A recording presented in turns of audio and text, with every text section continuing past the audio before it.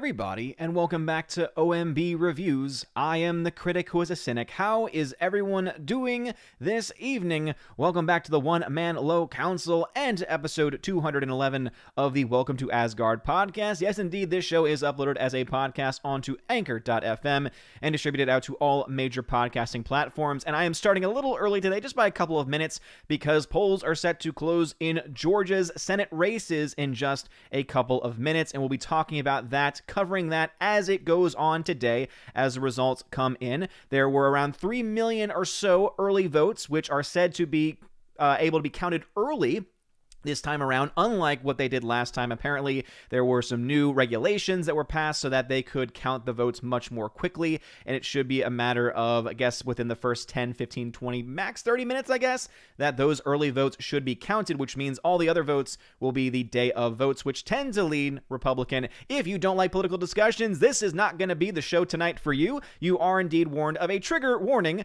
because that is just how we have to do things here now in 2021, of all places. Honestly, I don't know what's going to happen. If I had to ask my gut, I look at the polls, and I look at the fact that the polls back in the general election in November very much skewed towards the Democrats. We're off by several points, in fact, that were actually going more positive towards Republicans in this instance. And so based on that, if the polls are around the same and have the same amount of error, then it seems that the Republicans will both win their races. If I had to guess what my thought is on the worst case scenario for Republicans in this case, I think that it would actually be 1-1, one for the Democrat, one for the Republican. I think that would be the worst case scenario. I honestly believe that that is the worst case scenario, but there is still absolutely a chance, because when you have a system, when you have an election system set up the way that it is right now, where laws can be changed at the last minute without approval from state legislatures, when you have all of this other stuff going on, it seems to indicate that we really can't trust much of anything, let alone polls, because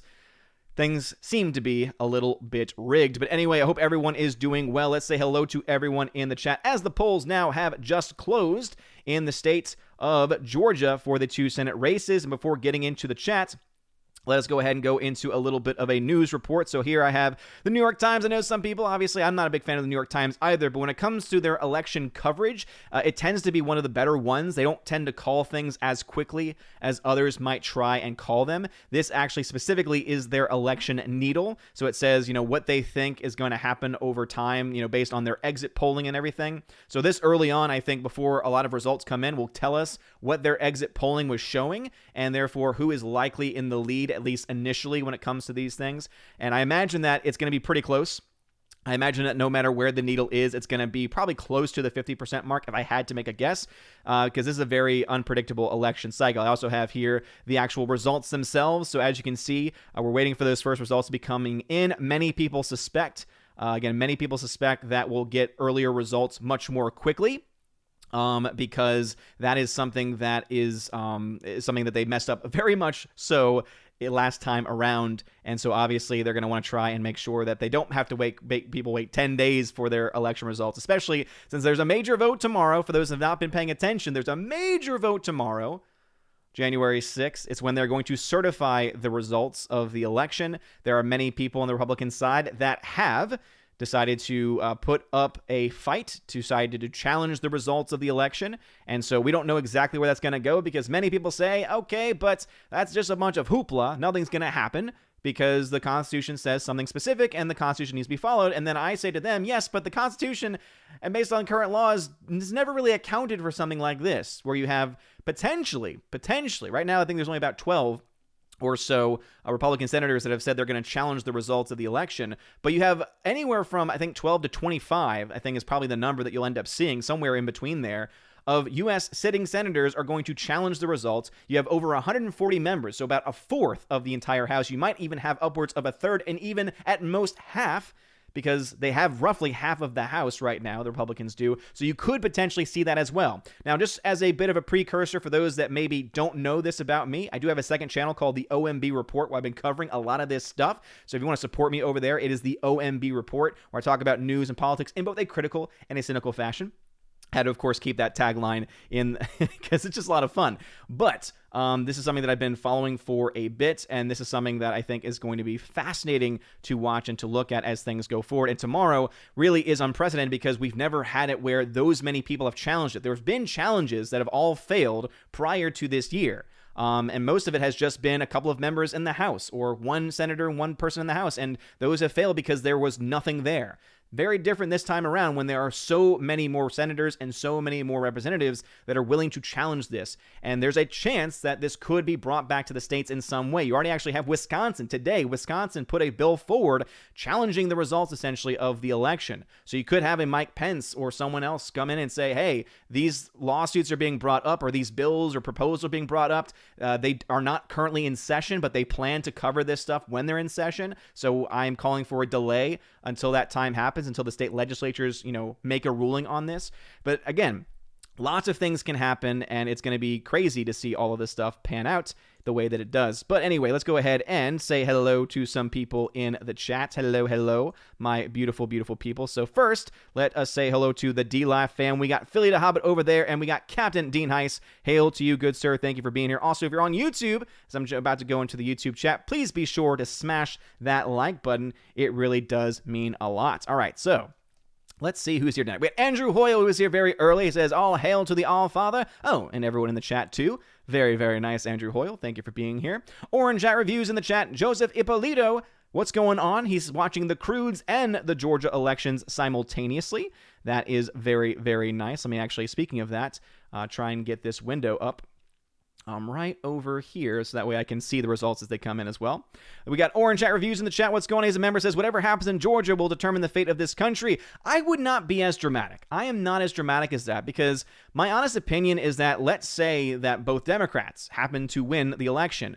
It's a 50-50 split in the Senate then. And obviously the tiebreak most likely will go to Kamala Harris. I think there's a very high chance that both Kamala Harris and Joe Biden are sworn in. That's just my honest opinion based on what we have in front of us. I think there's a chance. There's definitely a chance, an outside chance, because we're in unprecedented territory. So really, it's almost unpredictable, right? Many people, I think, are having a little bit too much confidence in what they think is going to happen. I don't think anyone honestly knows what's going to happen tomorrow. I just, for some reason, I can't see it being just a simple, oh, it's done, it's over, we're moving on.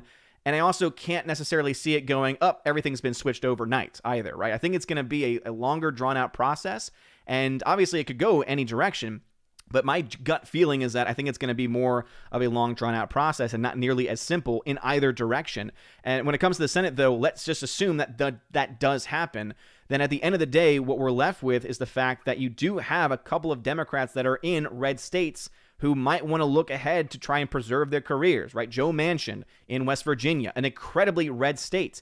He has held on for a very long time because obviously he's been a leader there for a long time. But honestly, what I think is going to happen is that I think that if they were to try to do things like to pack the Supreme Court, if they were to do things like try to eliminate the filibuster, I think you could see a Joe Manchin say, I'm not going to go along with this. And then at that point, it would be 51-49, and you wouldn't have the tie-breaking vote going to Kamala. Now, if someone is going to argue that all the Democrats would fall in line, I would buy that too. There's one thing Democrats and Republicans, really all the parties in general, are very good at. It's getting like all that level of support, basically forcing people to not have a backbone, because too many people in politics today don't have backbones. So I think I could definitely see that still happening. But I think that for his own future, because obviously he cares about his own future, I could also see him moving against it and not going that forward. Anyway, we have a super chat. What is going on? Angry Trekkie, how's it going? It says, Hail Odin, does the Senate ensure quality national legislation? How does the Senate fit into the picture of the government of the United States? Okay, good question. So in the United States, we have a constitution. We have separate branches of government. They are equal but separate branches of government, right? Co-equal branches. And the separation of powers is meant to be sure and to ensure that there isn't mob rule. That's why anytime I hear someone say, we're in a democracy, I cringe, because we are actually a constitutional republic. Unfortunately, we've had many laws passed, and even a couple of amendments of our Constitution that have been passed as well, that have made us more into a democracy. For instance, there's an amendment that has allowed for the direct voting of senators, for instance, right? So states can now directly vote for their senators. Beforehand, it was actually the state legislatures, so local House, local Senate, state Senate, state House reps would be the ones to elect and to choose the states, the upper chamber, right? One of the members of the United States Senate, right? Not just the House Senate, but the United States Senate. And so there is a separation of powers that exist. We're not a direct democracy. And so with that in mind, then, basically for a bill to be passed into law, it has to go through both the House and the Senate. And oftentimes what happens is that it goes back and forth. Laws can originate in either house. So if it originates in the Senate, it then goes to the House. They then normally will add amendments or change the laws in some way, pass it or not pass it. And if they do pass it, it then goes back to the Senate. And basically both houses have to agree on the legislation before it can become law. And once they do pass it, then the president has the option, again, co-equal checks and balances, right, to make sure that no one branch has more power than the other. Then you have the president who can veto that bill. And there's also a check for that because let's say the vast majority of Americans, represented by the Senate and represented by the House of Representatives, let's say that they think the law is a good thing, they can override that veto. So for instance, there was a bill recently, a defense bill passed called the NDAA. And the NDAA basically is for funding for our government military, but it also is a part of the process where they changed some things. So for instance, in the NDAA, they decided to add in things about piracy, for instance. That has now been passed into law. You also have something in there saying that a president can't bring troops home unless it gets approval from Congress. So they can send troops overseas without approval, but they can bring them home. They can only bring them home if something else changes. So anyway, right now, it looks like there is some initial votes coming in.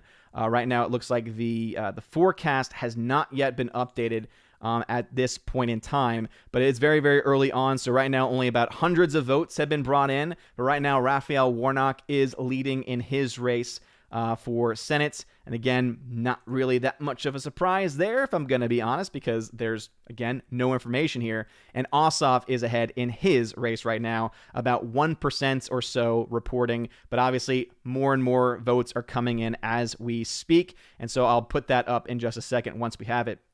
Let's see. Eric K., thank you for a donation via Streamlabs, says Kamala is the devil incarnate.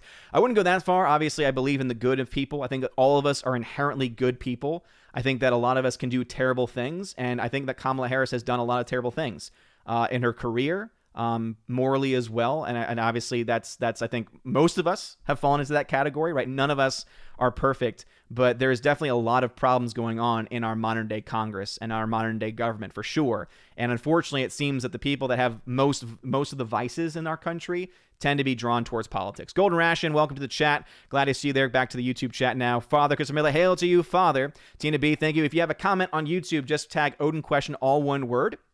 And it'll highlight orange, and I'll let you know that you're trying to get my attention. Obviously, you can super chat too. You can donate if you want to do that instead.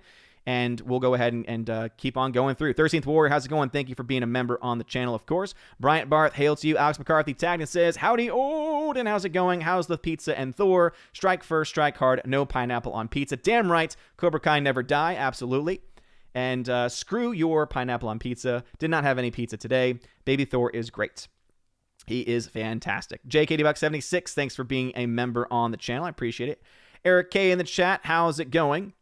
Brian Barr says, rip to Don Wells and Tanya Roberts. Hologram Nunchuck Tag says, hail, dude, hail to you. Glad to see you in the chat. ZK Man, what's going on? ZK Man, he lives in the crazy state of Oregon. And he says, and so it begins. Absolutely, it does. And yeah, as the numbers are coming in right now, it seems to be evening out quite a bit. Now the percentage is around 54.3 to 45.7 in the Loeffler-Warnock race. As I said, that pretty much is what I thought. Right now, it's a flip a coin. So the needles have been updated, everybody. So let's go ahead and get that back on the screen. So the needles have indeed been updated. Let me try and make this large screen for everybody. There we go. So as you can see, this is based off of the current results and also based off of their early reporting or their exit balloting. So right now, they have a slight edge to Warnock and a slight edge to Ossoff. So a 0.3 edge to Ossoff, a 0.1 edge to Warnock. This will update throughout the night, so you'll see it go in probably both directions as the votes continue to come in. But this is actually kind of playing out to what I thought. If I had to make a prediction, as I said before, I think that the worst case scenario for Republicans in this case would be that they'd win one and lose one. I honestly think that the one they would lose would be the Ossoff-Perdue race. And the reason why was because they already had that election, and it was already very close. I think 80,000 votes Perdue was ahead in that first round in November. So it's still a lot of votes to make up, but I think that that's something that is definitely potential. Warnock, I think, is definitely the more susceptible, and already in the early estimates, that seems to be kind of what it's showing, because he is very much more of a radical leftist type for the Democratic Party.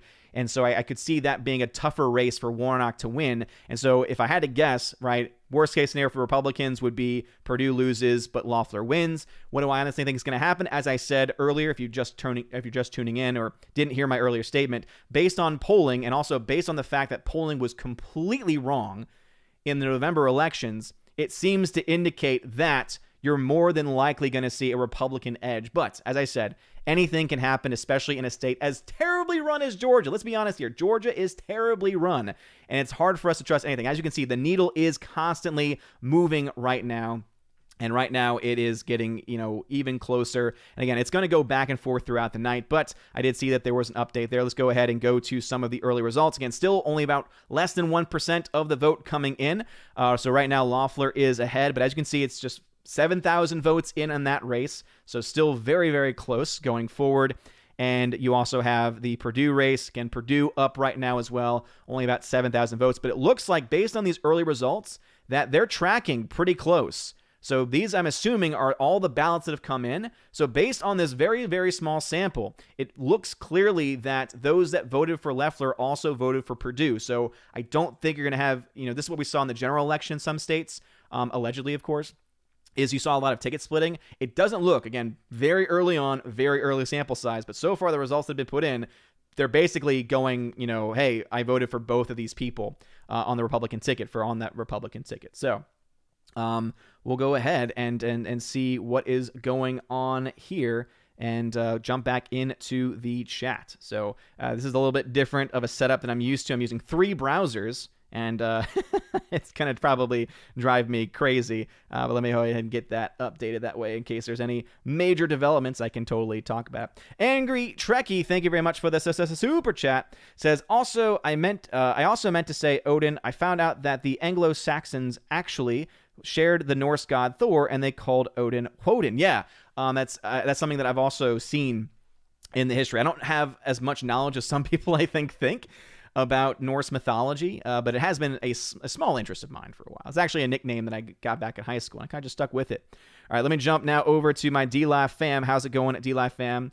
Bong Hall, what's going on? Thank you for the 4 lemon donation. He says, what do you think about tomorrow? It's going to be crazy. That's what I honestly think. I think that what you're going to end up seeing is a huge number of people coming out to support Donald Trump. I think that is going to basically lead to an electricity that's already in the air in that city, with everything else going on, with so many senators challenging it. So I honestly think that it's not just going to be your typical up and down. I don't think Pence, if he is, I honestly think he will be, but there's a chance he won't be the one to count it. He could easily say, nope, I'm not going to show up. I don't want to get involved. I don't think he will, though. So I think he'll show up. He'll hear the debate. He'll hear the challenges. And from there, I honestly don't know, because we're kind of in unpredictable territory here. We honestly don't know. Anyone that says they know exactly what's going to happen is lying to you, right? They're trying to spin a narrative. And I try not to do that. As I say, I'm an independent person. I tend to lean more, guess you could say, conservative, libertarian on a lot of issues. But at the end of the day, I'm a Catholic. And so my Catholic morality is going to influence the vast majority of any of my positions on most things. And when it comes to what issues are important to me, my most important issue is the issue of life. I believe that it's very important for someone to be pro-life if they're going to get my votes. And then they also have to be against war. They have to be pro bringing our troops home, pro obviously helping the military, especially our veterans as well, but also being anti-war. Like, those are like my 2 major issues going forward. And those tend to line up pretty specifically with certain groups of people. But anyway, that's my thought. Captain Dean High says, Tanya Roberts' publicist is saying she is actually still alive. Oh, crap, really? Damn. Kind of reminds me of the Jackie Chan scenario. You know how Jackie Chan dies every year? Like, every year, there's like, he's trending on Twitter and they're saying he's died. And then all of a sudden, he has to make a video and it's like, yoo-hoo, I'm still here. Breaking news, everybody. We still have 1% of the vote, and it's, kind of pointless at this time to really say anything about it. Right now, Loeffler is ahead, and Perdue is ahead. But as I said, only about 19,000 votes are in, and there were 3 million votes cast early. And so the reason why I think we're getting a lot of results now, though, is because they were allowed to this time basically get through all the paperwork that typically they would need to for those early votes. And right now, all they really should have to do is tabulate and then check the tabulations to make sure there are no errors. But of course, we all know that worked so well last time. So flip a coin, right? Flip a coin. Who knows? And yeah, the needles are still within 0.1 of each other. Alrighty. All right, back into the regular YouTube chat. How is it going, everyone? Hologram Nunchuck, hail to you, good sir. Excuse me. Glad to see you here. Bruce, Keck44 in the chat as well. Soul Assassin here too. How's it going?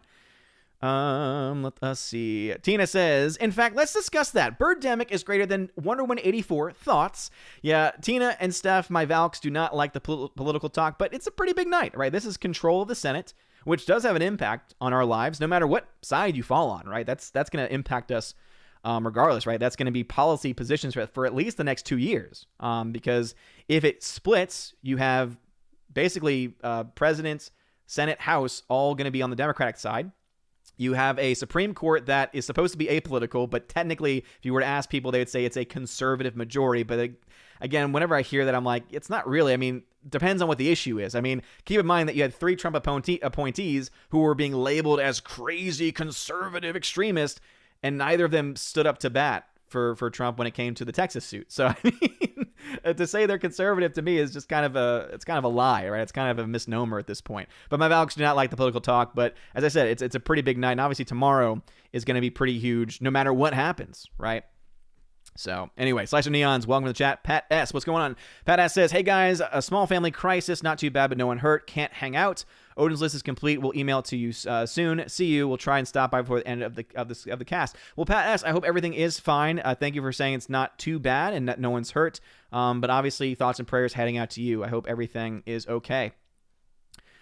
All right, Griffin Turbo, welcome to the chat. Glad to see you here. Waiting for Nerdrotic Laura. How's it going? Father, who's a member, says, I have a bad feeling about tonight. I honestly, at this point, it could really go either way, and I know that's kind of that middle of the road position, but it's true, right? If you go on polling, the last 2 polls from 2 different companies said tie to Republican edge by only 1 or 2, which means it's within the margin of error, which means it's within toss-up category, right? So literally, it just changed. There's now 3% of the vote in, so there's now 131,000 votes, 3%. Right now, Warnock is ahead 71% to 28%, and that would also then mean that John Ossoff is ahead 70% to 29%. But as I said, 3% of the vote in, a lot of the early vote coming in should be the early voting, which tends to lean Democrat. So the day of vote tends to lean Republican. But again, who knows at this point, especially when you have Dominion voting tabulating the ballots, right? Thursday the Warrior says, no late night deliveries and unmarked vans? No. Rajesh Trailer says, trigger! Where's the trigger? Mark Oquist, welcome. We have another Eric in the chat. Welcome to you, Eric. Glad to see you here. Will Gentry, hail to you. Always checking his cookie count. JKDuck76 is the member, says, mainstream media is the propaganda arm for the DNC. A lot of them are. Yeah, I mean, it's fascinating because I'm looking at these live updates for the New York Times, and it had updates and it had information about all of the candidates, and it had negative opinions. It had negative information about the 2 Republicans, while it spun and gave a positive, fluffy side to the Democrats. Let me see if I can find what it said earlier. I thought it was actually pretty hilarious. Yeah, it says, Kelly Loeffler was appointed by Georgia's governor in 2019. Another appointed Senator, Mark Masali, lost. So that was the information that they had about Kelly Loeffler. Where's the other one? Loeffler has strong Wall Street ties, starting with her husband, the chairman of the New York Stock Exchange, who directed more than $21 million to pro-Loeffler PAC. So, Wall Street ties, that is bad.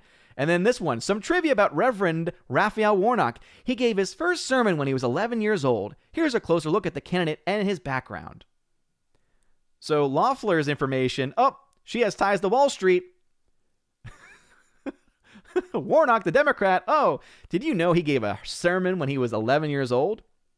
And then it goes to John Ossoff, the Democrat.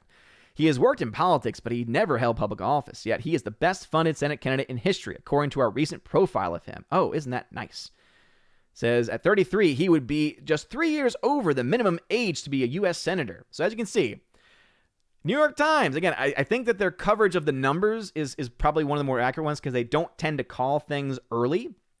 But it is, the bias is very clear. So yeah, JKD Buck 76, I would totally agree with you there for sure. All righty, let's see. Father Christopher Miller says, Fox News banner, America's fate, not ominous feeling or such. Yeah, seriously, it's not ominous at all. It's not ominous at all. And as they say every election, and you always forget, but they say it every election, this is the most important election of our lifetime, which is why I never buy it. Every election is the most important. A law that can be passed can be repealed, right? So I think that the people falling into the fear-mongering on either side of the coin is being disingenuous. At least that's just my thought.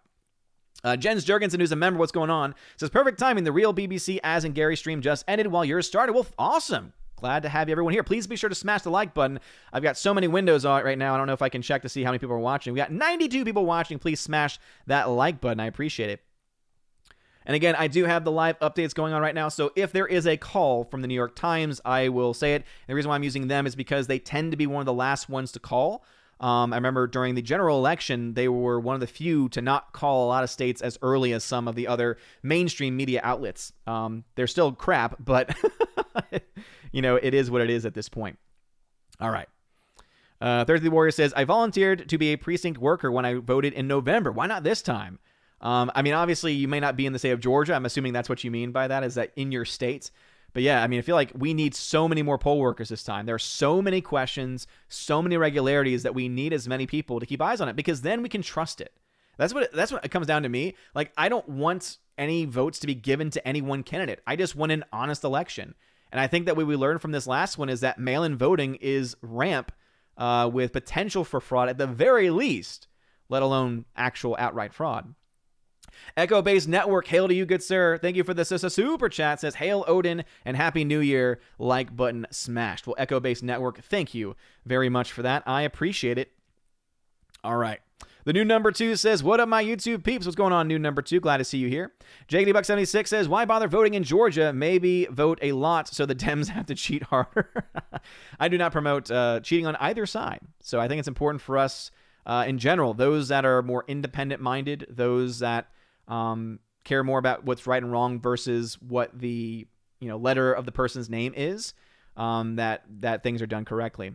We got 6% of the vote now recorded, 260,000 votes. Remember, around 3 million were early. Right now, both Warnock and Ossoff have the edge. This is something that we knew was most likely going to happen, as we typically, in this case, would see early voting leaning more towards the Democrats based on previous elections. POC, Preserver of Culture, welcome to the chat. Glad to see you here. Orange Eye Review says, come January 20th, the U.S. will have a vice president that has openly praised grapist and refused to prosecute those who abuse kids in heinous ways. That is all I will say of politics. Not to mention that, but she also kept people past their sentences and did a lot of other terrible things to people while she was AG of California. Basically used a lot of prisoners as more or less slave labor. Not very good. All right, the chat has jumped on me. I've never seen that happen before, so I just kind of jumped out of nowhere. So if some comments were skipped, I apologize. Right now, I'm at 710 in the YouTube chat. Let me check over with my DLive fam, though, real quick. Let us see. Bong Hall says, a must listen. Linwood dropped massive intel regarding black male politicians. Yeah, I'm going to be honest, dude. I do not buy into the Linwood stuff. I'm going to be perfectly honest. I think Linwood is crazy. I think he's crazy. I think he's a hack. And I think that he's actually doing a lot of damage to the Republican, not just the Republican establishment, which is fine. I don't mind the Republican establishment being damaged, but he's doing damage to Trump. He's doing damage to conservatives. And I don't think he's helpful to anyone. The fact that he said that Vice President Pence is going to get arrested, it's like, no, I'm sorry. I don't buy any of that. He is a sensationalist. He's doing this because he knows that it'll get him a lot of money. And I don't buy anything. Again, I'm willing to listen to a lot of things. Trust me, I'm willing to listen to a lot of things. But when it comes to Linwood, no, he's crazy. I don't buy into him for 1 second. All right, Laura, waiting for Nerdrotic. What's going on? Says, I got nothing to say. I hope 2021 is going well for everyone. Hey, Laura, no problem at all. Thank you for being here nonetheless, and for being awesome.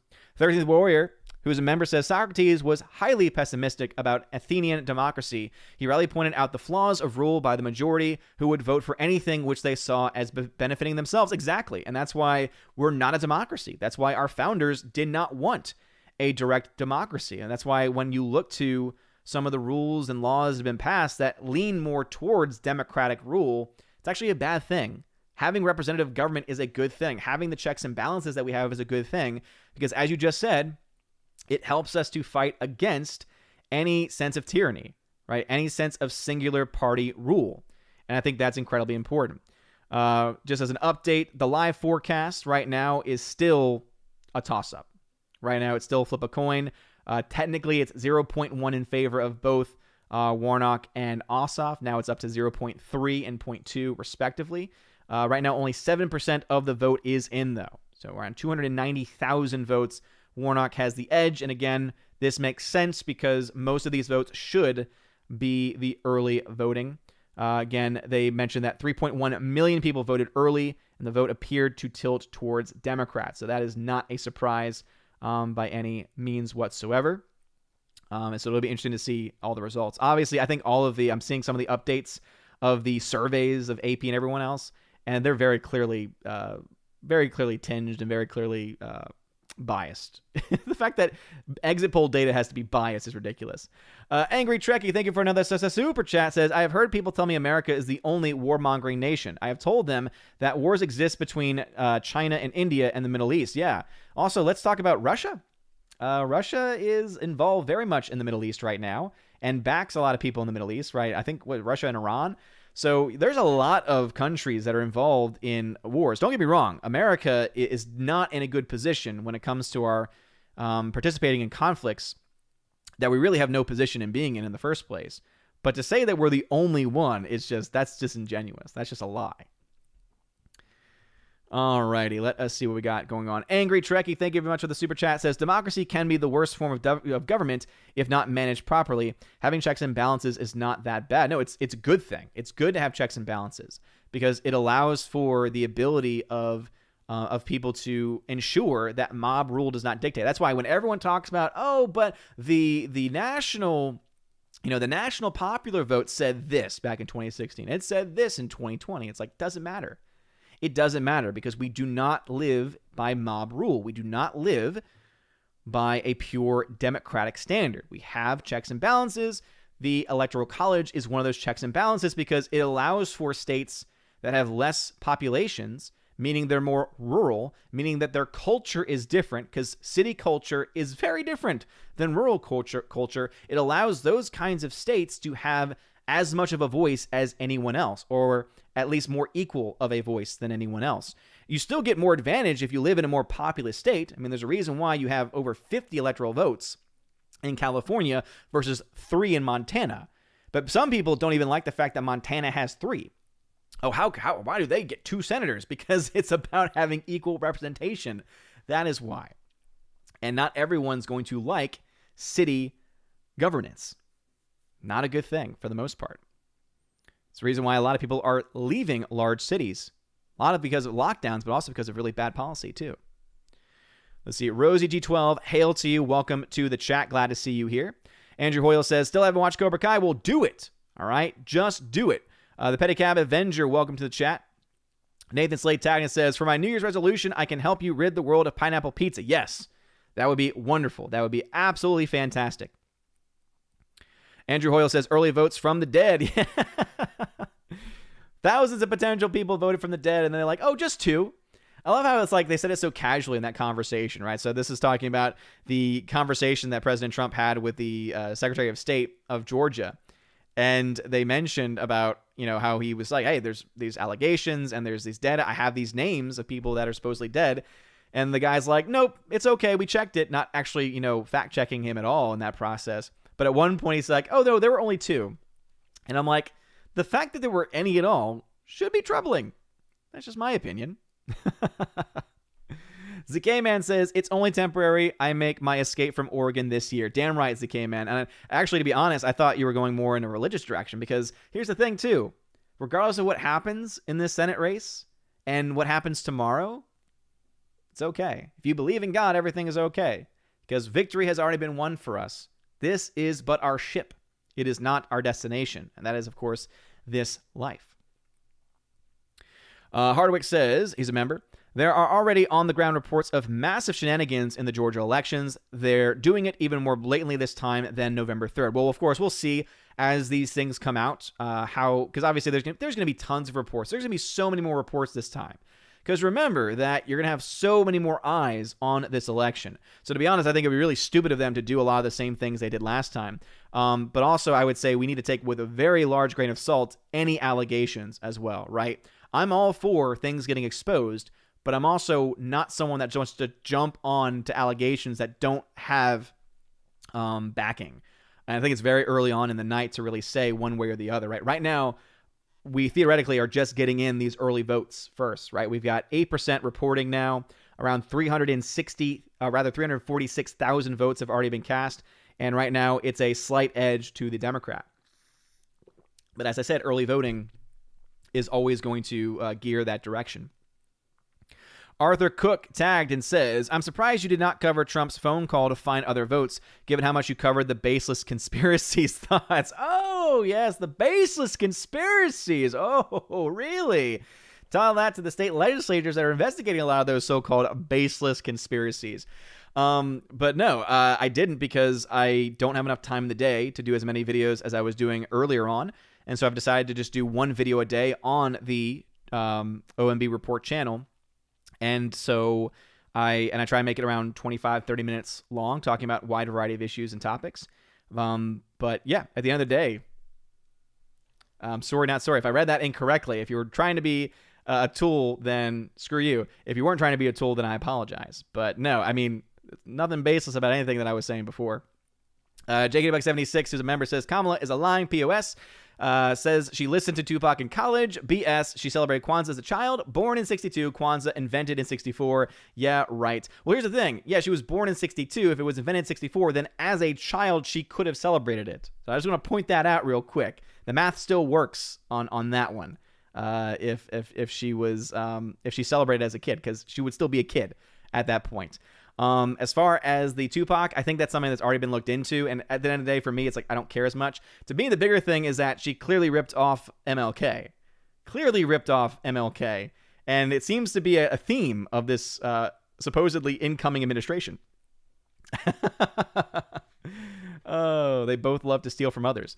Angry Trekkie, thank you for another super chat. Says, do you have any system of election that serves to replace a senator or congressperson if they die before the next general election? Yeah, that's actually one of the things going on. So if someone dies or maybe gets chosen for an administration or steps down, normally it'll be the governor of the state will choose a replacement, and then they'll have a special election.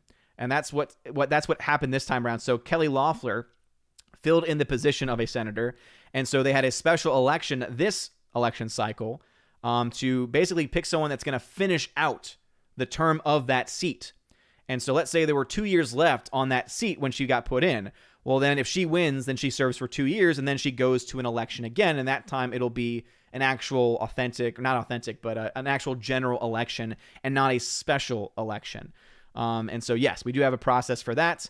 And hopefully that made some sense as well. 9% of the vote reported in, still very close, within less than 10 points at this point. 392,000 votes have already been cast. All right, let us see what's going on here. Waiting for Nerdrotic says, Warnock sounds like a comic book villain. Yeah, especially after the video of his wife came out. I was like, damn, dude, this guy is nuts. Slash Neons, I get it now. Patty Jenkins made a wish to that crystal to get to write her own movie script, but the price was that it sucked. Cue fail horns. It's funny that you should say that, because one could easily say, yes, indeed, very, very sad, very, very sad. Helen and Burger, what is going on? Glad to see you in the chat. as they're saying now, $300 million was spent on advertising. That is crazy. The fact that I hate that about elections in general, that so much money is spent on a campaign. Think about where that money could have gone. Think about the food that could have been bought with that money. Think about the lives that could have been helped with that money. It really is sick. It really honestly is sick. All right.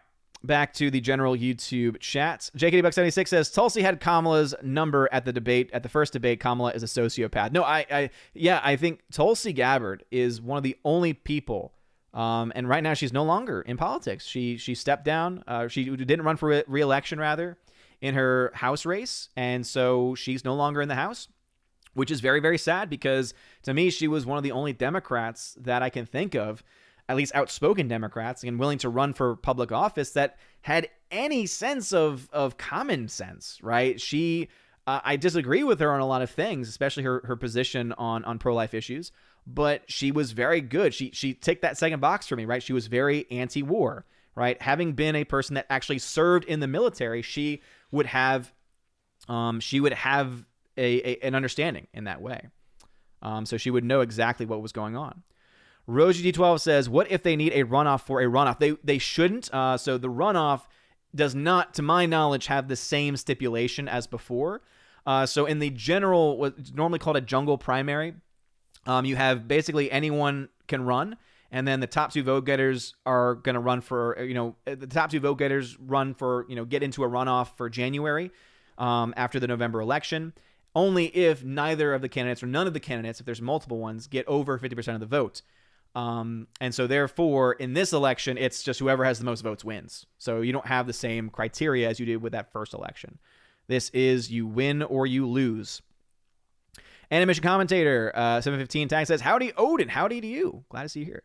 Hologram Nunchuck says those MSN polls in October were an embarrassment for them. Yeah, I talked about this in my most recent video on the OMB report. And for specifically the race, for the first Senate race, in which Loeffler and Warnock were the top two vote getters, the polling was off by a good 7 points. And so the fact that the polling showed the average polling was off 7 points. So the fact that it showed a slight advantage, like a 0.5 advantage to Warnock, the Democrat, if there's a similar and even somewhat similar discrepancy like it was before, where they oversample essentially the Democratic vote, that's why I think if I had to have a gut feeling, it would be that the two Republicans would win. But I could see it going either way because, again, things in Georgia are crazy right now. Insane, one might say. All right. Thirsty the Warrior says, Kamala says, they may take our lives, but they will never take our freedom. I can't believe that she said that. I can, but I can't believe that she said that. That's ridiculous.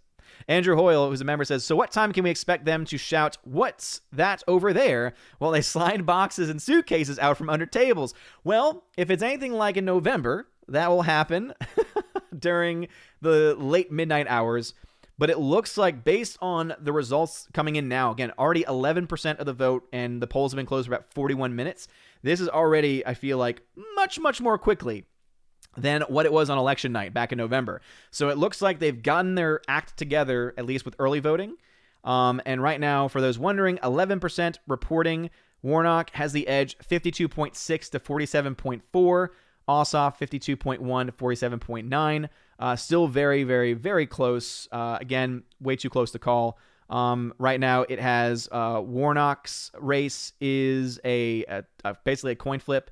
And it's tilting Warnock. It's like 57% chance that Warnock wins is what the New York Times is saying.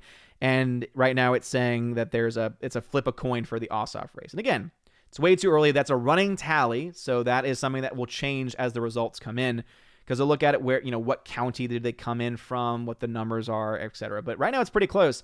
And again, if these are all, for the most part, early voting, it's much closer. Again, there's 3 million votes supposedly that were cast early. With about almost 500,000, it's 51-48, 51-49 split. So that's pretty close. Now, I don't know if that's also including, I don't know if they're doing both early voting and day of voting at the same time, and that's why it's together and very close. But either way, again, it's still very early. Still very early. The results, I imagine, won't be figured out until long after the stream has ended. But I think it will be tonight. I do think it will be tonight. Because if they have anything like that, what happened in the midnight, where just in Michigan, for instance, right, when it went whoop straight up, it's everyone's watching this one. Everyone's watching this one, and it's going to be a lot harder, I think, to get everyone to get it past everyone this time. Seth Williams, welcome. Rhaegar Targaryen, welcome to the chat. Nathan Slay, I already shouted you out. Seth Williams tagged at 718. What does it mean when you say someone is radical? It means that either from a position of, so typically in our country, in the United States, there's a left, right, and center. That is very much an oversimplification, right? There's a huge, broad spectrum of political philosophies. But in general, it's left, right, center. Radical would mean either on the left or the right. If you are holding positions that a very small percentage of anyone on your side, the left or the right, holds, then you are deemed radical because it just means that it is the less common thought, right? The less common position to hold. So for instance, right, someone might say, okay, I think lockdowns are good because they can help people. And on the other side, you could say, I don't think lockdowns are good because I think they hurt people. The extremes on both sides would say there should be no lockdowns at all and we should just take care of ourselves, right? That would be kind of the anarchist, right? So the far right position would be no government at all, self-governance, anarchy, right? Many people consider that to be a radical position. Not many people hold to it. And I just mean that percentage-wise, not many people hold to it. Radical left's position would say, I want all government. I want them tracking you. I want you to download an app on your phone, and I don't want you to be allowed into a building unless you scan the phone, which says that you got the vaccine, et cetera, et cetera, et cetera. That would be an extreme position, right? That's what I mean by radical. So that's something that can happen in either way. So when it comes to going back to where I originally said that with Warnock, he is definitely more of a radical left person, where he is more on the fringe with a lot of his political philosophy. Especially when it comes to Israel. 16% of the vote in, still a toss-up. I'm having trouble hearing you. I wasn't talking to you. Sorry. My watch was talking to me. Rosie12 says, what about the Catholic doctrine of just war? Oh, good question, Rosie G12. So for that position, if you've ever actually read it, it is very hard to think of a war that meets all of the criteria of just war. And so that's the reason why it's almost impossible for there to be a war that is completely just. We can say that something is morally justifiable, but war is never morally good. So again, war can sometimes be morally justifiable. That's what we mean by war as far as just war theory is concerned, but it's never a morally good thing. So for instance, the death penalty, right? There was a time in the church, and I still think that the church holds to this despite what Pope Francis said recently, where the death penalty is morally permissible, but it's never morally good because it's still the taking of a human life. 13th Warrior, who's a member, says, who wins, Tom Cruise versus Jackie Chan stunt off? Oh, man. It depends on the stunts. I mean, because both are great stunt workers, both do their own stunts. Tom Cruise does more extreme stuff, though. Right? Jackie Chan's not going to be flying in a plane, flying in a jet, hanging off the side of a plane like Tom Cruise did. I mean, so if we're talking about like those kinds of extremes, then Tom Cruise would win. But Jackie Chan can fight. That's not something that Tom Cruise can do. So again, it depends on what you mean. All right. ZK Man says, after all the things Jackie Chan survives during his stunts, I'm convinced he's immortal. Well, now you've just condemned him, man. Damn you. Eric Sandbrook says, hoping everyone's able to express themselves and it all works out safely, even if that sounds simplistic. Hope you in the chat are well. No, me too.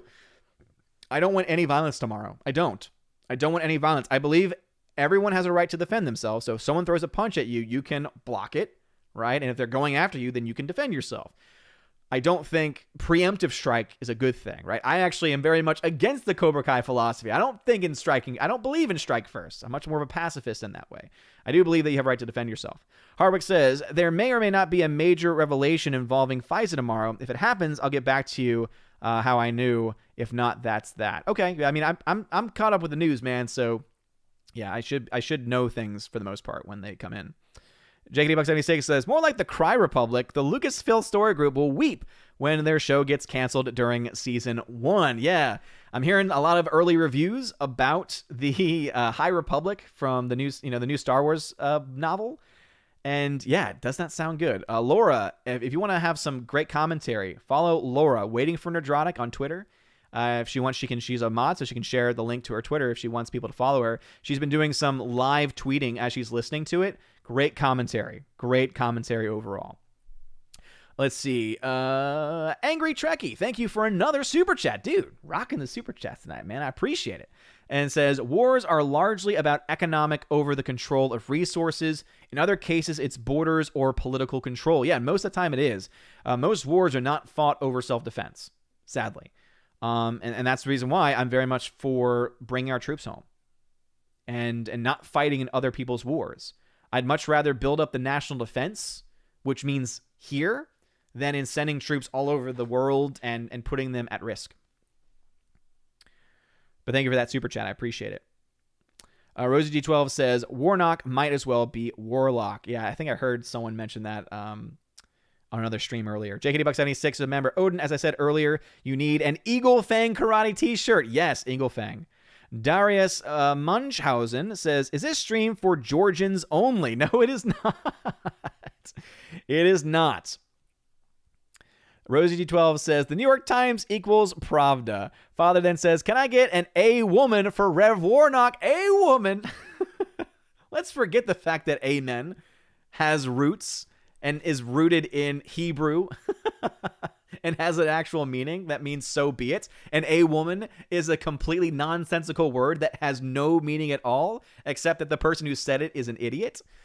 Oh, man. Copper Backpack, welcome to the chat. Let's see. JKD76, amen and a woman make me puke. Rosie12 says, has Roe v. Wade been overturned, Odin? Not that easy to change laws. It's not been overturned. No, it is still the law of the land.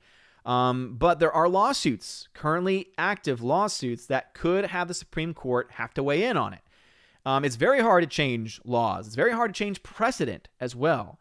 You'll find oftentimes that Supreme Court, doesn't matter what you're called, whether you're called a conservative or a liberal of the court, usually they're not very fond of changing precedent for the most part, no matter what side they're tend to be on. So, with that being said, there are laws right now that are being challenged. For instance, Louisiana recently, in this past election cycle, passed a law stating that it's not a right, that to kill a child in the womb is not a right. That is absolutely going to be challenged, and I think that will absolutely at some point get to the Supreme Court. And then the challenge will be, can a state make that law? And obviously the opposition to that would say, oh, well, Roe v. Wade set the precedent that it is a right. But you now have a quote-unquote conservative majority who might say, based on new scientific research and discovery and knowing what we know now and looking at the culture, etc., it seems that Roe v. Wade is no longer relevant, is no longer proper. Now, they could easily say the opposite too, because as I said, they usually do not want to change precedent. But no, right now it is currently intact. Nathan Slade Tagnon says, would you recommend watching The Father with Anthony Hopkins? I've not seen it yet. It is on my, so I just uploaded, so I have a website. Check out, link for it is in the description of the video. It's ombreviews.home.blog. I know it's a terrible, I need to buy a domain name at some point. But I have a list now of films that I've seen going back now to 2012. And I also now have a 2021 page there too. And it has all the films that I'm looking forward to this year. And I'll fill those in as I watch movies. And there's a bunch of movies that you might say, hey, where's this movie? It just means I'm not that interested in seeing it. It's not one of my anticipated films. But that is one. The Father with Anthony Hopkins is one that looks pretty good, based on what I've heard from it. Darius Munchausen says, any deceased voters this time? You know it, man. You know it. It's kind of crazy to see all of the reporting that came out from that. The Voter Integrity Fund, the Voting Integrity Project, found a lot of really crazy information. JKBuck76 says, maybe they'll stop counting soon and come tomorrow morning. The two liberal senators will win 3,000% of the state. Yeah, no, if they stop voting at any point before, midnight, it's not going to be good. Thursday the Warrior says, government and government. I see what you did there. Government. Guys, please be sure to smash that like button if you're watching over on YouTube. I very much appreciate it. As the chat has jumped on me, like it always does. I think it's definitely more active tonight. Looks like some comments were skipped, so I'm at 738 in the YouTube chat. Let's jump over to DLive for a second, though, see what's going on over there. Will Gentry says, y'all really need laws to limit spending and limit campaigning time. That's one area where we are way better than you are. As for Tulsi, she was between a rock and a hard place. She got knifed in the back by the Dems, but obviously isn't GOP. Yeah, exactly. She is one of the few that I honestly feel like is more of an independent than anyone else, despite the fact that she considers herself a Democrat. She's definitely more middle of the road, and I definitely like that about her for sure. And to your first point, yeah, I think that we need laws on the books to not spend money we don't have. I think that we need to have laws on the books that we don't print money that we don't have. The fact that our debt to GDP ratio is over 130%. 130%. Debt to GDP ratio is insane. It is completely insane. Let's see what else is going on. Captain High says, so according to Nancy Pelosi, it's problematic for you to be referred to as all father. Exactly. I cannot be all father according to the new rules of the House. Will Gentry says, did you hear what Rowan Atkinson said? We need more people like him. Yeah, so he spoke out very heavily against cancel culture. So shout out to Rowan Atkinson for doing that. Daniel Thorne, are you going to suffer through the 2 Star Wars High Republic books that came out today? Probably not. I'm already behind trying to catch up with the Old Republic stuff, with the golden era of Star Wars novels. Currently listening to one, about 2 hours left or so. So I've made some headway with it today, especially Master and Apprentice by Claudia Gray. Daniel Thorne tagged and says, free hugs were given out at the Trump rally in which Washington, D.C. today. Can we get some free hugs in here too? Free hugs always. Will Gentry says, Eagle Fang never died. Damn right. And then Daniel Thorne says, promising young woman is the Carey Mulligan grape revenge movie. Yeah, I have no interest in seeing that. I've heard that it's a very political take, and no, thank you. As far as a election update, everybody, we got 19% of the votes in. So let me go back to my news reports, and I'll make sure that gets up a bit. There we go. So as you can see, this is the current state of the race. So right now, Warnock is up by 12. Ossoff is up by 11. Only 19% of the report of the election is being reported right now. As you can see, only 781,000 votes have been cast so far. And that is something interesting. So here it says, needle update, Democrats are faring a hair better than expected in the absentee vote. But the big question mark is the election day vote. And we have very little of it. So yeah, so most of this then is the absentee early voting. And they're saying that Democrats are doing better. Here's the thing. If this is mostly early voting stuff, I would say the Republicans are doing much better. Because remember that Biden apparently, supposedly, was getting, 60 to 80% of the early votes in some states? Mostly the swing states. But right now, here it is. It's tilting Warnock in that race. And it is tilting Ossoff in that race. But as you can see, it's still very close. Again, 3 million votes or so were cast early. Most of the votes that we have coming in right now are those early votes, which tend to lean Democrat. The question is, how much are they going to lean Democrat, and how much are the day of votes going to lean Republican if they do indeed? And I think most people would say that they probably will. But still, it's a fascinating thing to watch nonetheless. And I will keep you updated for as long as we're streaming, which again, I try and usually have this around 90 minutes or so. And obviously, y'all will be able to keep up with everything as the night goes on. But anyway, that was just a quick update of what's going on. I'll go ahead and put that back to being small, so that way I can keep up with it just in case anything crazy happens between now and the next check-in. All right, jumping over to my YouTube fam for a second. But before I do have some super chats to catch up on. Let's see. Andrew Trekkie, thank you for another super chat, says, what about the case of the women carrying the child due to being raped? Surely that makes a special case for the child to be killed in the womb. So remember, I come from this from a Catholic perspective. The child is still a child. The child still has dignity, and one's dignity does not outweigh the other. So both lives must be respected. I think that if we're going to do that, if we're going to make a law like that, though, we have to be sure that those people do not get ignored and do not get taken advantage of in the aftermath, right? So basically to say, we can't just say, too bad, it's illegal now, we're not going to help you anymore. No. If we're going to make that law, we need to offer help to those people. Anyone that's a victim of assault should be helped financially, etc. because they have been a victim. And to try and, especially in the very beginning, when the law is just going into play, if it does go into play, and again, this is all hypothetical, this is all depending on Roe v. Wade, because also, keep in mind this, people don't realize this. When Roe v. Wade, if and when it gets overturned, I honestly think it will at some point in our lifetime, all that means is that it goes back to the states. So states will determine this, and I guarantee you, the vast majority of Americans think that it should be allowed in those cases that you just mentioned. I, as a Catholic, do not, because I think the law should, the life of all should be protected.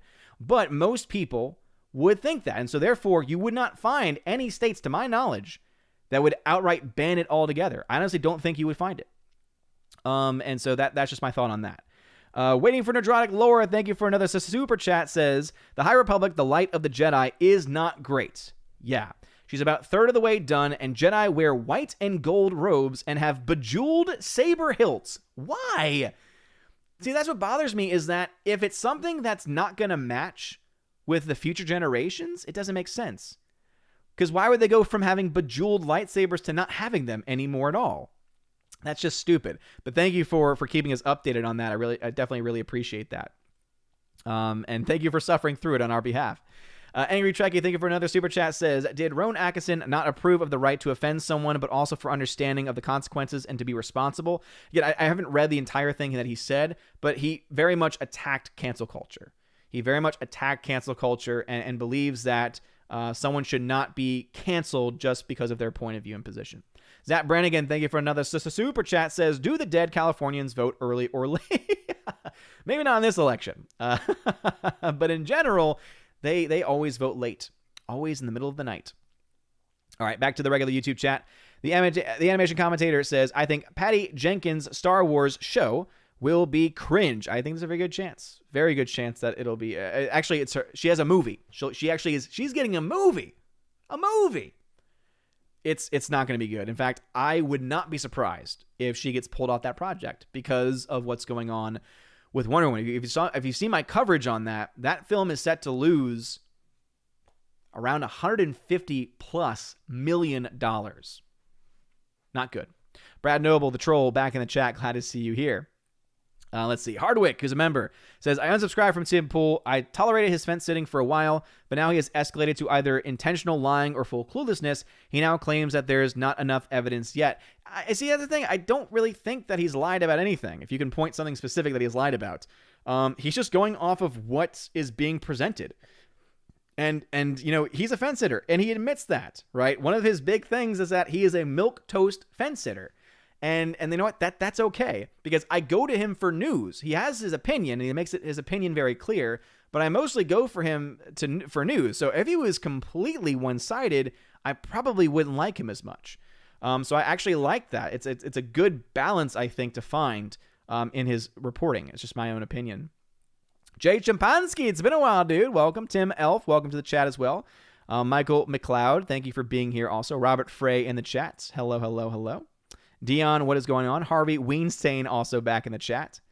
Orange Art Review says, Odin, serious question. What is your favorite M&M? Mine is pretzel. Everyone else give yours. I am taking a census. Very important question. I like regular plain old M&Ms. Don't mess with it if it ain't broken. If it ain't broke, don't fix it.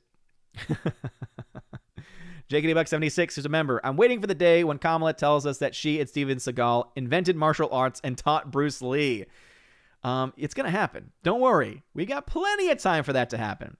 Let's see. Angry Trekkie, thank you for another super chat, says, I understand I only wish to see victims of a form of assault taken into account and for everyone to be satisfied with justice. No, yeah. So I think that we need tougher laws against those that commit assault, and that we need to protect the lives of everyone involved, including the one in the womb, if that indeed does happen. But yeah, as I said, it's not just anyone that's a pro-life, calls himself pro-life, who has the position that just overnight the law needs to change and that it needs to be completely banned and illegal, and that's it, is very short-sighted and has not thought the issue through all the way. And I say this as someone that is 100% pro-life. I don't think there's any exception to it for me, and obviously from the Catholic Church's perspective on it either. There is no exception to it. However, it is very much important for us to keep in mind that there are so many other circumstances, like what happens to the child after the child is born? What happens to the mother after the child is born? And those are things that we do need to address. There's too many on the pro-life side that I think don't address the woman, the mother in the situation. They stay with the mom all the way up to the birth, and then they disappear. We need a lot more organizations that are there before, during, and after to help women through that process, because it's not going to be easy. And they're going to need psychological help. They're going to probably need financial help, among other things. 23% of the vote now being recorded. Raphael Warnock is still up 53% to 46%. We now have almost 1 million votes in, so about a third of all early voting. Some suspect that we might have upwards of 4 million total votes, so we're maybe about a fourth of the way there at this point. So still lots of votes left. But it is still very, very close. It is still very, very close. Again, it's within about 3 or 4 points in both races. Warnock is up by 7, Ossoff up by 6. So based on the fact that these are the only votes coming in, it seems very likely that now it's kind of switched. Now Warnock is actually in a better position than Ossoff. And this might make sense because Warnock is likely going to do better with the African-American population in Georgia, especially in the major cities, versus Ossoff, who probably won't do as well. The question is, will it be well enough? Right now, there's only about a point difference. So whatever the end result is, if both Republicans are up, it means that it helped them a little bit, but not enough. And if one wins and one loses, the African-American vote could have made the difference. They showed up for one and not the other, which, again, I find interesting. When there's only 2 races on the ballot, right? That they should be perfectly matched up if one was thinking sensibly, right? Because both candidates are very similar in their positions and in their points of view. So there really shouldn't be much ticket splitting in this instance. And right now, there isn't too much. Again, only about a 1 point difference between the two, as far as Warnock and Ossoff, as far as how well they're doing. See, Preserver of Culture says, the only politics I want to talk about tonight is Canada kicking the USA's butt at World Juniors Hockey tonight. P.S. Eat pineapple pizza and watch Vampire Hunter D. No, screw you. Hologram Nunchuck, thoughts on the High Republic? I have not read it, so I can't say one thing or the other. But based on early reporting and reviews, it doesn't look good. 13th Warrior, who's a member. If Warnock wins, does he dethrone Hirono as the dumbest senator? He might. That's a tough thing to do, though. Hologram Nunchuck. Hirono is not a bright cookie. 13th Warrior is a member. If Warnock wins, okay, I already got that one. Thank you again. Eric Sandbrook says, sorry, off to watch Cobra Kai with the wife until she gets bored of it, but hopefully it hooks her. Have a good night. Well, enjoy it. It's fantastic. Season 3 is great. Alice McCarthy is a member. So the radical left wants tracking fobs? Pretty much they want tracking fobs, but you don't get a choice. There is no choice in the matter whatsoever. Oh, man. Very, very close race, though. JKD76 says, St. Augustine. What about St. Augustine? Rosie G12 says, I think you were referring to his position on war. Maybe, but remember, it's not one saint's position. It's the church's position. And the church's position has been very consistent for a very long time. Rosie G12 says, both the Dem candidates and GA are commies. Oh, that's a statement right there. I don't know if they're full-out communists, because obviously they still believe in getting money for their election. They still believe in capitalism to an extent. So I wouldn't call them full-out communists. Basically, I would say that most people in both the Democrat and Republican parties, like, they're establishment. Like, most of them are just establishment, which means they just want power. They don't really care about anything else other than keeping their power. They won't go so as far as to create an outright dictatorship oligarchy, though I think some could argue that we're kind of in an oligarchical system at the current moment. But we have enough checks and balances where I don't think we're quite there yet. But I think it really is establishment policy versus non-establishment policy. And it's all about trying to protect themselves and their own power. So they definitely have some socialist tendencies. That is no doubt. But full and outright communist, I don't quite know about that, if we look at what the term communist actually means. All right, let's see. Father says, the last true just war is World War II. But Father, one could look at that war and could make an argument. Moral theologians are a fun bunch, of which I am one. And there's arguments that can be made from both sides on that specific war. Because there are still questions, and again, if you just go down the line, everything in the catechism about what you need to have a just war, there are some things where we honestly don't have a clear answer, I think, which is why you could argue it from either way. Daisy Blossom Barrett, thank you for being here. And yes, everything is always listening. Yes, St. Augustine of Hippo, says JKD Buck 76. Jens Jurgensen says, no, Jackie Chan, hands down. Trust me, Mr. Chan has done a lot more extreme things than Mr. Cruz. What's more extreme than hanging off the side of a plane that's taking off? I'll wait for your answer. I'm not saying they're not both great and that Jackie Chan is not an amazing stunt person, but I mean, I'm trying to get that position more clearly there. Oh, man, oh, man. 27% of the vote now reporting Warnock up by 5, Ossoff by 3. So still a very close race. Now Warnock only up by 4. 52 to 48 in the Warnock race, where it is 51.4 to 48.6. So, as we can see, still very early on. One of the updates says, polls of voters conducted by the AP reveal that David Perdue has slightly higher favorability ratings than his fellow Republican Kelly Loeffler, 50 to 47%. Not like that really means much of anything. Again, their commentary so far is it's not very good.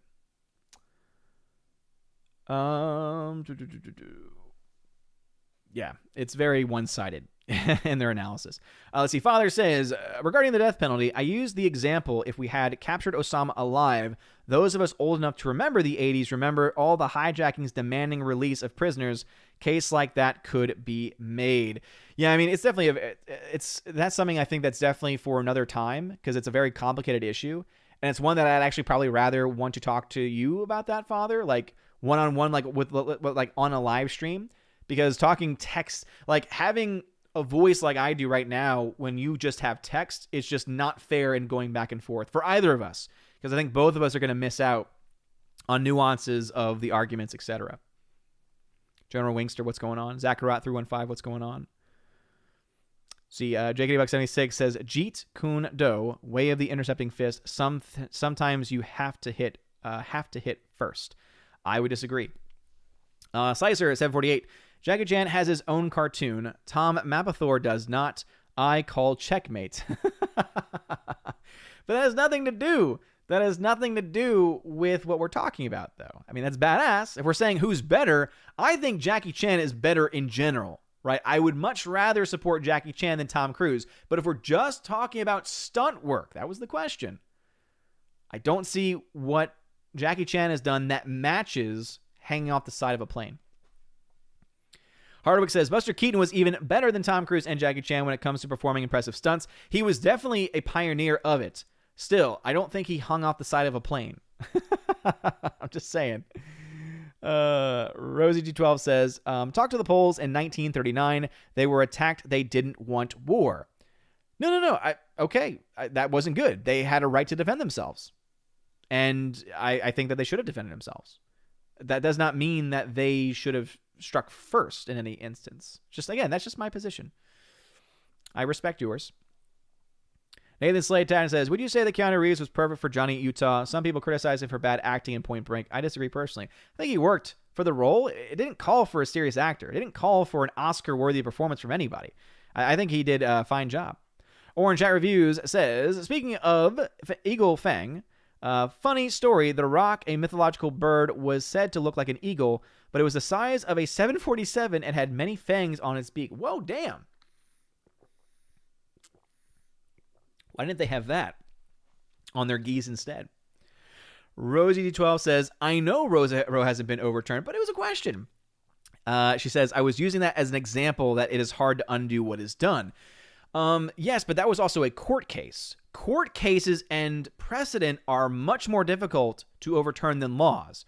Because let's say they pass a law, like for instance, let's say they do away with the filibuster. The only way they can do that is with a 51 vote majority, which means, guess what? You can do the same thing in reverse with a 51 seat majority as well. And there's a very good chance, regardless of what happens tonight, there's a very good chance that Republicans, if they lose both seats tonight, will get back the majority in 2 to 4 years. They'll definitely get the House back in that time. I mean, just the landscape right now is looking very good for Republicans to do well in 2022. So no, things can be changed. Laws can much more easily be changed than court precedent. Because remember, Roe v. Wade is not a law. It is a court precedent. And so that is something that is a lot more difficult to overturn. Zach Richmond, what's going on? Glad to see you here. Hopefully that makes a little bit more sense. Rosie12 says, and with regard to Roe, the states like Louisiana that you referenced can make their own laws concerning that. I can't wait to leave the blue state that I'm in. Well, see, here's the thing. They can make some laws, but there's some laws that are considered to be unconstitutional. And so, therefore, they have limitations. But because they just passed that law where they've essentially, I want to say it wasn't even a law. I want to say they actually added to the Louisiana Constitution that it is not a right. And so that, I think, is going to make it a lot better of a case to be made to the Supreme Court later on. All right, so the chat has jumped on me like it always does. So first off, Roger Haynes, thank you very much for the Canadian thumbs up super sticker. I appreciate it. Please be sure to smash that like button while you're here. It does look like some comments were skipped. Again, it's a very busy night tonight for, I think, obvious reasons. Let's go ahead and jump over to DLive, and then we'll do a update on the current results. There's 31% reporting right now. Let's see. Daniel Thorne says, I got that one already. Daniel Thorne says, thoughts on champagne sorbet? If that's an alcoholic beverage, I wouldn't know. I don't drink. Will Gentry says, did you hear one of the pics Johnny showed Miguel had the name Billy Zabka on it? I did not. That's fantastic. I love that show so much. Daniel Thorne, it's National Whipped Cream Day, so perfect time to use whipped cream as a topping on pizza. Also, it's a perfect day to say whipped cream. Will Gentry, we can argue about pineapple pizza till the cows come home, but I think we can all agree whipped cream pizza would be good, would be God tier. I agree. I would much rather put whipped cream on my pizza than most other things, with the exception being pepperoni. Will Gentry says, Jackie Chan is a better stunt person in my view. Tom goes for the bigger spectacles, but that doesn't make him better, not to me. If we're talking here about, if we're talking here about the actions or the act of doing stunts themselves, I think there's an argument to be made that he is definitely more of a refined stunt artist in Jackie Chan. But when I'm saying better, what I'm meaning is that I'm basing that off of the level of insanity and the level of what's required to do his stunt. Now, don't get me wrong. The level of training that Jackie Chan needed to get to his level is vast. But Tom Cruise does also a lot of training to get into shape to be able to fly planes, to fly a helicopter like he did in a movie, to climb the side of a giant building, and to, be on the side of a plane as it's taking off. But I can definitely see where you're coming from, for sure. Dean High says, hanging off the side of a plane, check and mate. That's pretty much where I would stay on that issue too. All right, so let's go ahead and give an update on to the current results as they are coming in. Again, still lots of votes to be counted. Still only about maybe a fourth of all votes been counted. Again, they said around 3 million people voted early. Maybe another million or so, maybe more. Again, I could be completely wrong on that one. Maybe it's another 3 million for all I know. I forgot how many voted in the general election, but still lots of votes to be counted at this point. So, as you can see let's go ahead and get this back up. Oh man, the 3 browsers. Anyway, so as you can see, we actually just got a major update. So 39% of the vote is now in, and it is a 10-point race so far. So Warnock is up by 10. Ossoff is up by 11. So Ossoff is now doing a little bit better than Warnock. And again, I think we're going to see that happen as the night goes on. So Warnock right now it's being the live forecast is tilting his direction. He's up by 1. It is tilting Ossoff as well. He's up by 0.6. So as you can see, it's still very early, 1.6 million. And so it seems like we're getting votes at a faster clip. But remember, 3 million votes were early. That's the vast majority of the votes that we have going on right here. So the day of votes are going to be coming in much more slowly. The early vote is going to lean more Democrat, as is indicated right here. The day of votes tend to lean more Republican. So at this point, it is still very much a toss-up. But again, as the nature of a toss-up, it could literally go in any direction at all. But again, not, a little close to, we're about 11 percentage points away from being halfway there. And so once we get to halfway, we'll see how many votes we have, and then we can guesstimate how many votes would be left, keeping in mind the 3.1 million early ballots. But yeah, looking very early on. This is typical of an election where, again, you still have a lot of votes left to be counted. And so far, they have not called it for anyone on here. So obviously, any type of early exit polling they were doing has not indicated that they can really make any type of decision whatsoever. I don't know if any other sites have called it for anyone, but that is just the way it is currently going.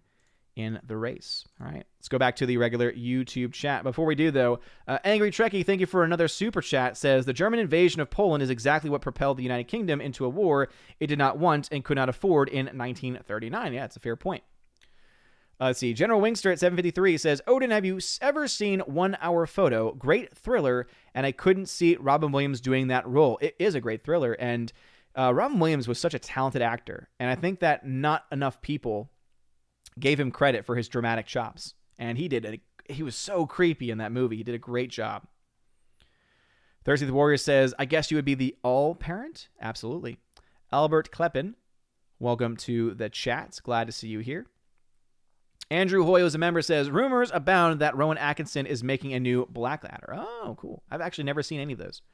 Tina Tadden says, did you see Claudia Gray, or as they put it in the picture, Claudia Gray, give a Star Trek Vulcan salute? Does she not know what franchise she's in? Doesn't she care? No respect for her. Tina, okay, here's the thing.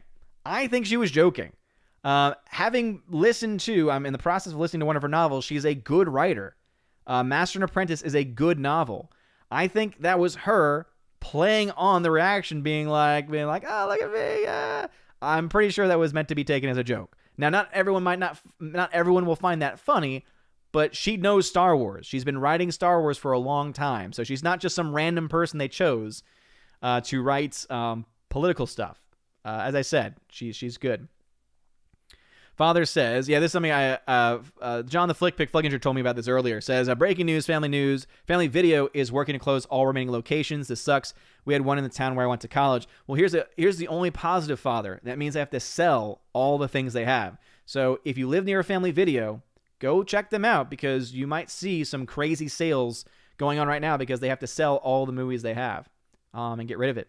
It's very reminiscent of when Blockbuster went out of sale and they sold everything too. You can probably buy shelves. I mean, they had to sell essentially everything. JKDBuck76 as a member says, I yelled at my grandpa for half an hour for voting for Biden.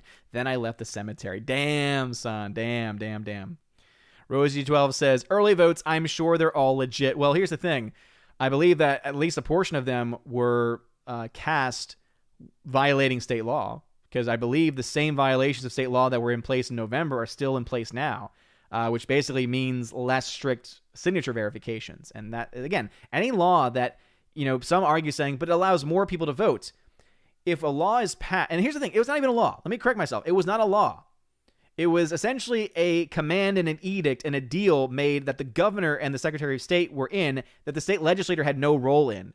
But any action that leads to more people voting but less securely is not a good action, especially when it's done in violation of the law, which states that it's the legislator that has to make that decision.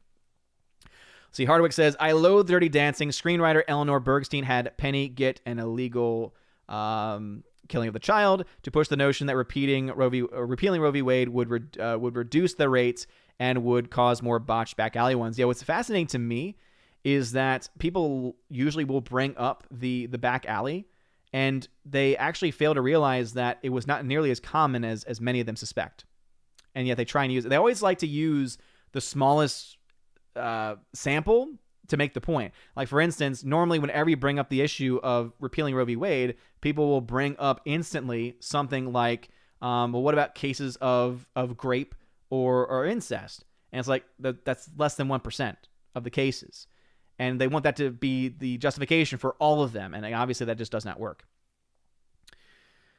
All right. Bergstein even said regarding Roe v. Wade propaganda elements of Dirty Dancing, honestly, that's the only reason I made the damn film. Damn, Hardwick, that sucks. Orange Review says, vanity is not a trait of the Jedi. No, it is not. Animation commentator Tagnon says, bejeweled lightsabers sound like Disney princess glow sticks. It really does. Really does. JKDBuck76 says, my grandpa died in August. His very last words were literally, if Trump loses, we're screwed. No, really, JKDBuck? Is that true? Is that true? If your grandfather did die, though, I do pray for him. I pray for his soul. May he rest in peace.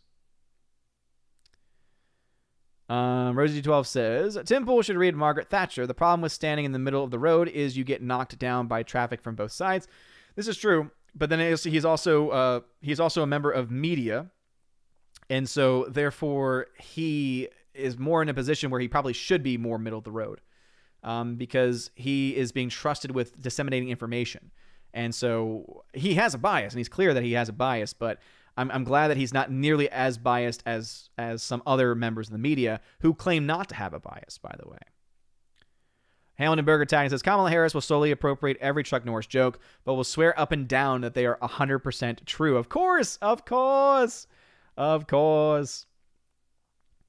Hardwick says, I don't know exactly what Linwood is doing, but I don't think it's about money. He's putting his livelihood as one of his country's top defamation lawyers at risk, so I think there's something else. That's the thing, though. He wouldn't do that unless there was money that he could get from it, because he can lose the job, he can lose and not get any work as a lawyer and make enough money where it doesn't matter. So I don't trust it at all, to be honest. Now, hey, I will gladly eat crow if it comes out that the stuff he's saying is true. I don't think it will. Hardwick says, to be clear about the possible FISA development I mentioned, it's not currently in the news. If it happens, it will be a major development both in its own right and as confirmation of something else. Okay, well then at that point, that means nothing to me, because if it can't be verified by something, then it's not real. Darius Munchausen at 808 says, do you think the establishment left really wants a San Francisco cyberpunk corporate oligarchy? Probably. I think all establishment types want that in some form or fashion. Rosie12 says, no, Odin, look what happened to the Poles, the Jews, for example, World War II, just war to defend, rescue them. No. Here's the thing, though. We can say it's justified to go in to save them, to go in and to defend them, but to say that the entire war is justified, that's what I'm talking about here, right? We're saying that the entire war is justified, and that I think is a lot more difficult. Sadie says, this is for you. And is that broccoli? What is that? Is that vegetables? Get that out of here. Father says, I'll be up for discussing the death penalty sometime. Absolutely, Father. Absolutely. Rosie D12 says, doesn't the church support the seamless garment argument when it comes to the issue of life? The church overall, I don't believe does. There's been prominent cardinals and bishops that have, most notably Cardinal Bernardine. But I don't believe that there's anything on the book specifically about that issue. Some people try and push it. I do not buy into that, because I think that when it comes to the issue of life, it is the preeminent issue, and many bishops agree. JaggedBuck76 says, $10 says Jackie Chan can't even lie down on a bed because he's destroyed his body doing all those stunts. Yeah, man, I'm amazed that he's still doing a lot of things that he is doing. He's still doing movies. He's still doing a lot of his own stunts. But yeah, it's pretty amazing. Preserve Culture, Jackie Chan is a stooge for the CCP. Tom Cruise changed his jacket in Top Gun 2 to please China. Both deserve derision and pineapple-less pizza. I can separate art from the artist, though. So I can appreciate them both for the stunts that they've done, and putting their lives and bodies on the line. Rosie12 says, but court cases affect law. Roe made it legal. No. It made banning it essentially illegal. All that it did was it made any state law to the contrary illegitimate. We could say that they made the laws illegal. It made making laws illegal, essentially. And so that's why if it were overturned, it wouldn't mean that abortion would be illegal. It would just mean that states have the right to make laws one way or the other. Yeah, it's a lot more complicated than that. All right. Chad has jumped on me again. We are getting close to the end of time. So right now, as an update, we're 42% of the vote in. Warnock is up by 11, Ossoff by 10. Here is the biased commentary. It says 40% of the estimated ballots have been counted. Democrat holds leads, but there are a lot of remaining votes, especially in Republican strongholds in northern Georgia. Okay, there we go. That sounds a little bit more fair, right? You say, here's what's going on. Democrats have a big edge, but there's a lot of votes that have not been counted, including in Republican strongholds. All right. And right now, there is 1.7 million votes cast. Again, 3 million early votes. So we have not gotten all the early votes yet. And the day of votes as well. So still very early. It'll be close, though, I imagine. It will be close. Alrighty. So back to the YouTube. Actually, let's go to the D-Live chat real quick. All right. No one in the D-Live chat. But we do need to start wrapping things up because I do go for about an hour and a half. So anyway, let's see. Angry Trekkie, thank you for another super chat. Says, I'm not sure how you could justify the entire Second World War. However, I think that you see it was unavoidable at that time, sadly. And that's really what it comes down to, is that we cannot know what was going through their minds at the time that they made the decisions. Like, there's a lot of things we just can't know. And that's why when it comes to moral principles, a lot of the time it can be up to prudential judgment. And we don't know every single prudential judgment that was made during that time, which is why, as I said, I think there is an argument to be made from either perspective. So don't assume that I say that it's an unjust war. I'm just saying that I think an argument can be made from both perspectives. I think to say that it's a slam dunk just war is not accurate because there are a lot of questions that still need to be addressed. All right. So from this point on, it'll be members only so that I can try and wrap things up. Rosie12 says, there's this thing called the family that should be the first line of support, but all for community support as well for mom and baby, like using campaign money for them instead of for candidates. That would be a great idea. Or using taxpayer dollars instead of wasting it overseas for Pakistani gender studies. Hardwick says, to be clear about the possible FISA development I mentioned, it's currently not in the... Okay, you already said that. Please don't repeat comments, especially ones that you can't back up. Let's see. Actually, no, sorry. My bad. Mea culpa. I reread the comment. Mea culpa. That is my bad. I am sorry, Hardwick. All right. Let us see. There we go. Jackie Buck, who's a member. Jackie Chan grew up in an academy for actors along with Sammo Hung, Corey Them, and many others. It was brutal. I'm not saying that it wasn't. Rosie12 says, I hate to take the black pill, but Georgia was probably over before it began. I agree with Father.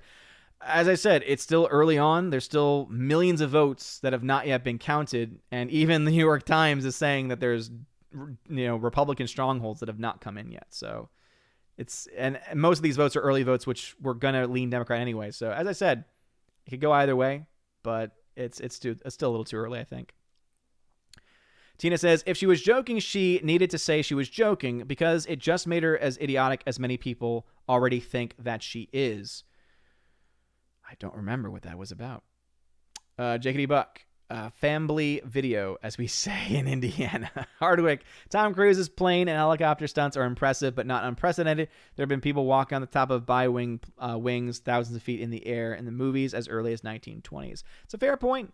But again, not a jet. Not a very fast-moving plane like the one that Tom Cruise came off of. There's a big difference. 70B says, is school back in for y'all? Good question. Technically, yes.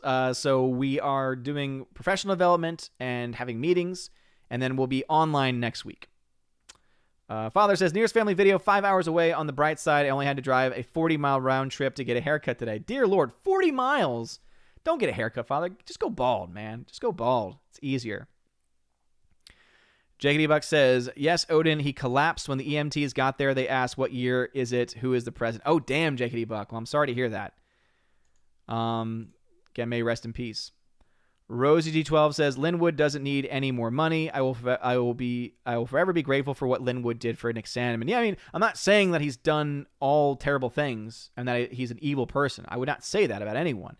But some of the things he's saying are just too much.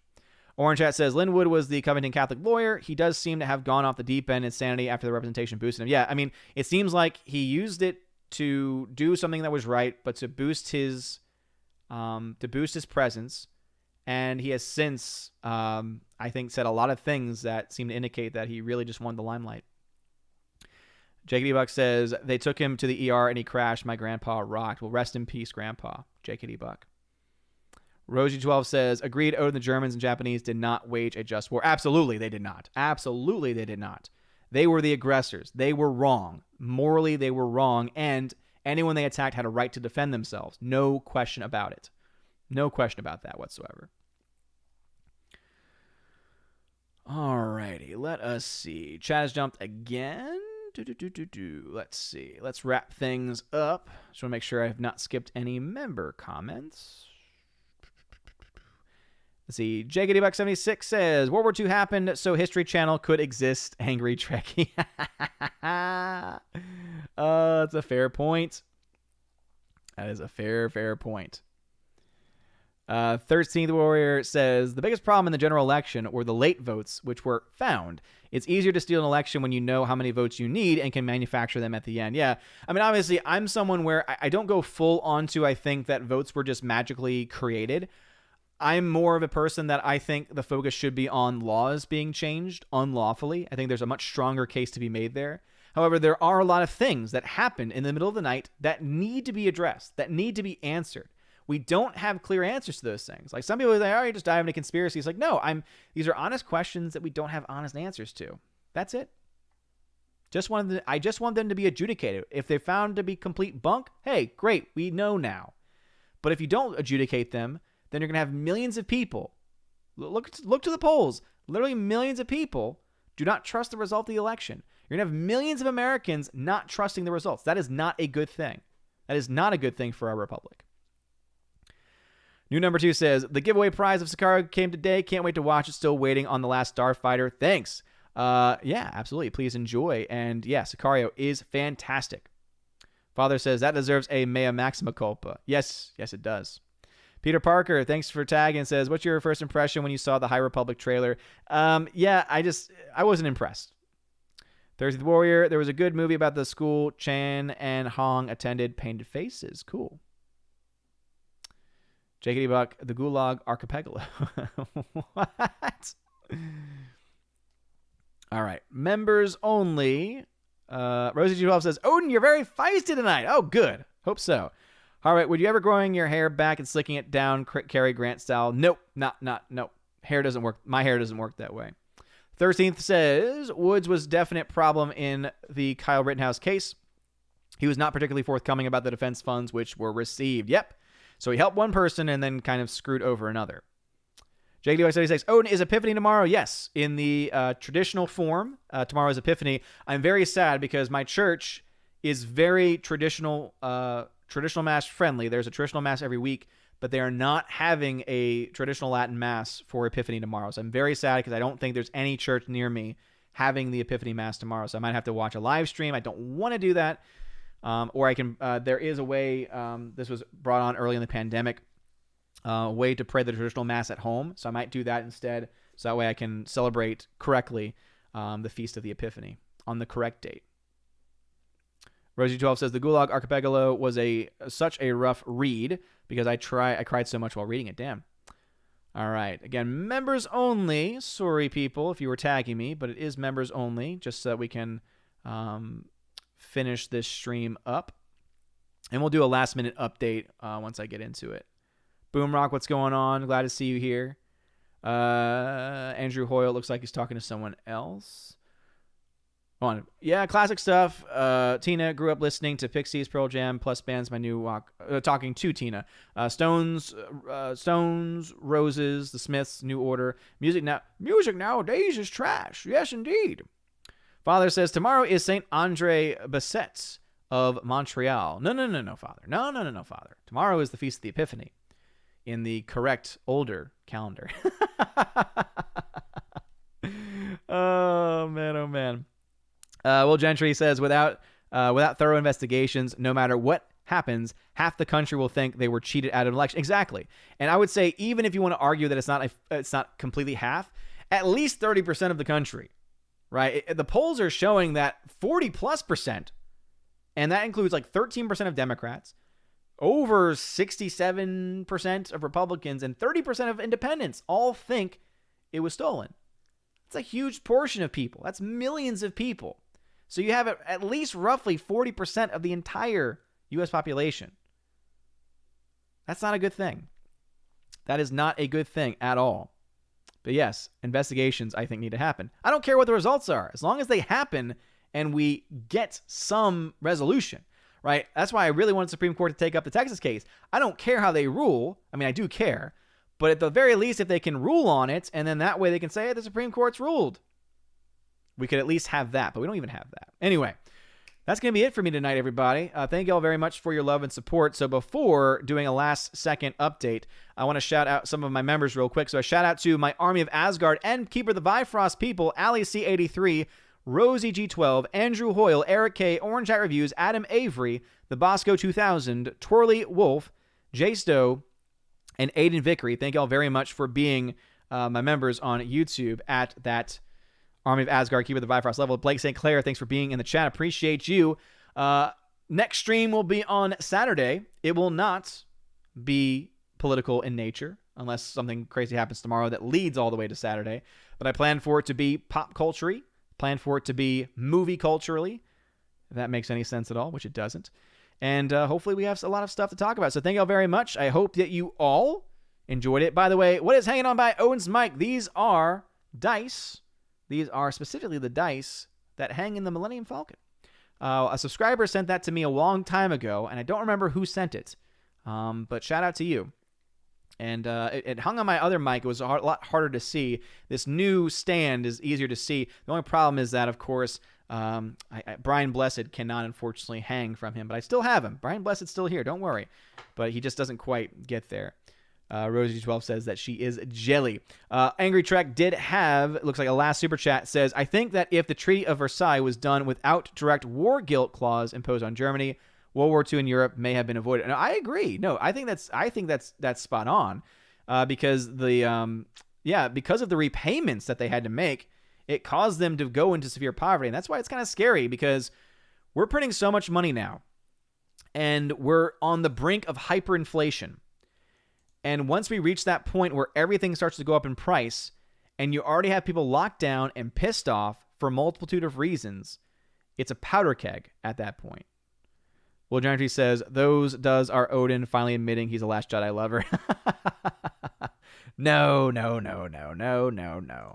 All right, so anyway, as a last second update to the results, if you've been following this for results of the Senate race, right now we've got, 48% of the vote, estimated 48% of the votes, and the split is 54.2% to 55.8% in the Warnock-Loeffler race. So right now, Warnock and Ossoff both are up by 8 points, so they found themselves pretty close.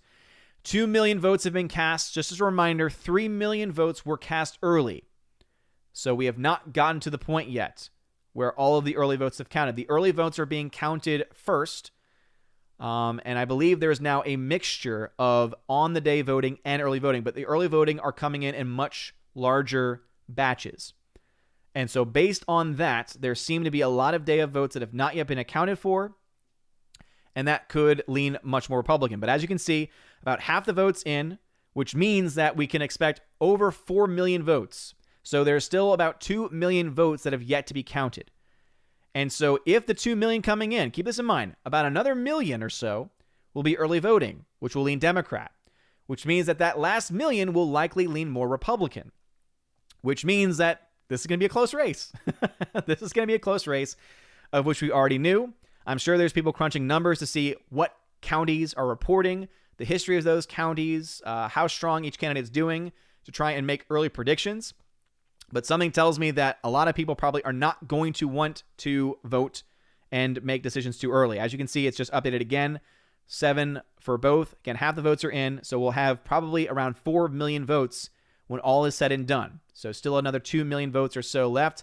Very, very close race.